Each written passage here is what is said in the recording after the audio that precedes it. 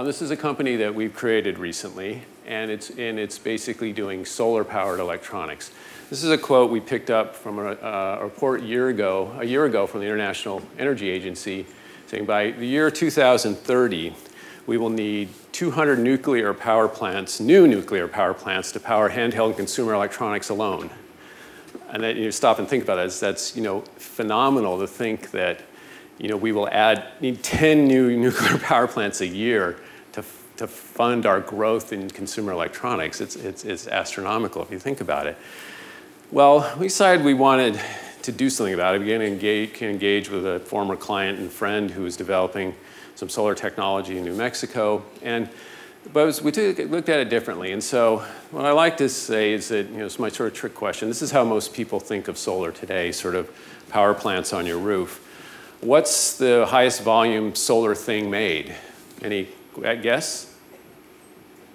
Well, exactly. The solar calculator, designed in 1978, and is a great example of point-of-use solar. So we had this different vision of solar. There's a path where it's going down the power plant route. We see this sort of parallel. My partner is a child of the information technology business.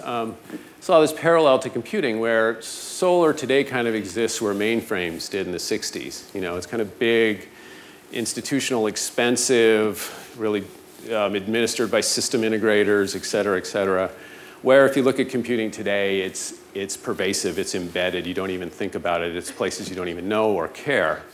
And that's part of the idea for Regen, is that you're building products that use this idea. But in realization, as we've done this, it's actually something different, and this is why I got so excited about it, is that it's not so much about the energy we're creating. That's important.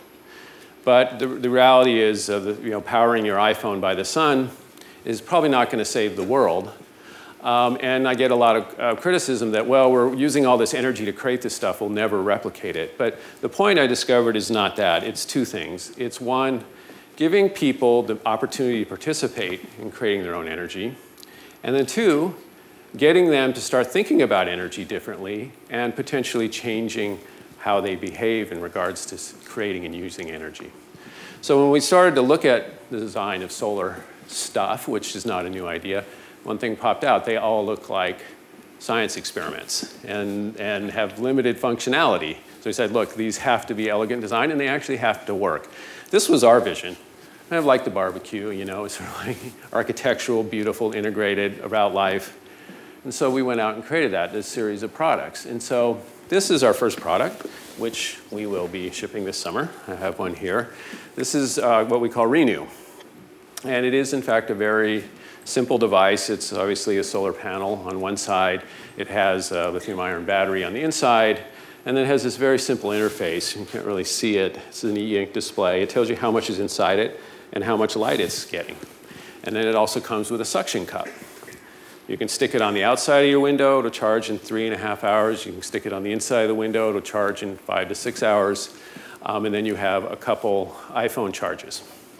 So this is again, the scenario. It's how it works. We're also building a series of accessories, so it will plug into anything that's USB. We're also creating a light, an audio dock, a phone dock, et cetera. And as I mentioned, these sort of ways to hang it and use it.